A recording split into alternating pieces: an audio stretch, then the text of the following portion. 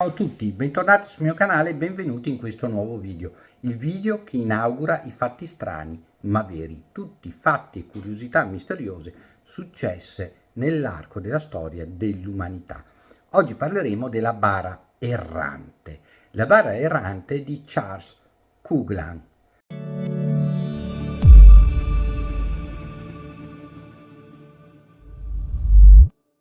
Che cosa c'è da pensare a proposito di questo fatto inquietante? Coughlin nacque nella provincia canadese di Prince Edward Island, sulla costa nord-orientale, ma alla fine del XIX secolo si trovava a Galveston, perla della costa del Texas, in compagnia di attori girovaghi con cui lavorava, recitava per sbaccare il lunario. Era il 1899. Coughlin si ammalò e morì dopo aver contratto una delle febbri tropicali che mietevano vittime quando non si praticavano ancora le vaccinazioni per dette febbri.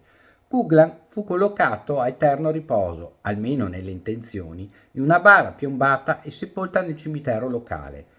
Galveston, allora la città più popolosa e prosperosa del Texas, aveva un difetto: sorgeva su un enorme banco di sabbia in una posizione precaria che la lasciava esposta sia ai forti tifoni e sia alle mareggiate. Infatti, l'8 settembre del 1900, venti di forza superiore a 100 km/h riversarono sulla città un muro d'acqua alta più di 6 metri, che sommerse tutto fuorché le strutture più elevate. La città fu completamente distrutta, annegarono circa 7.000 abitanti e i loro cadaveri furono risucchiati in mare aperto dal riflusso.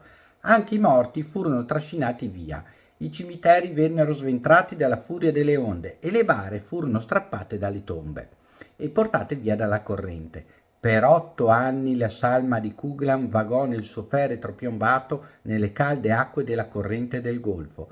Alla fine doppiò l'estremità della scogliera della Florida ed entrò nell'Atlantico, dove le correnti dominanti la trasportarono a nord, lungo il sud e al nord Carolina e le coste della Nuova Inghilterra.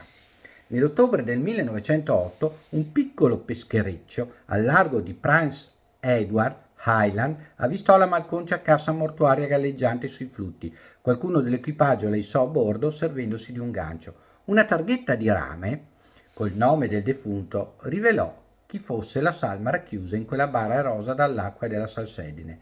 La bara era stata tirata a secco e a circa 1 chilometro dalla chiesetta dove un tempo Charles Coughlin era stato battezzato. Le sue spoglie furono poste in un altro feretro e ricevettero una nuova sepoltura, proprio dove il viaggio di Coughlin era cominciato tanti anni prima. Scrivetemi qua sotto se vi è piaciuta e interessata questa straordinaria storia della bara errante, mettete like al video, condividete il video sui vostri social, ci vediamo al prossimo video, ciao a tutti da Armando.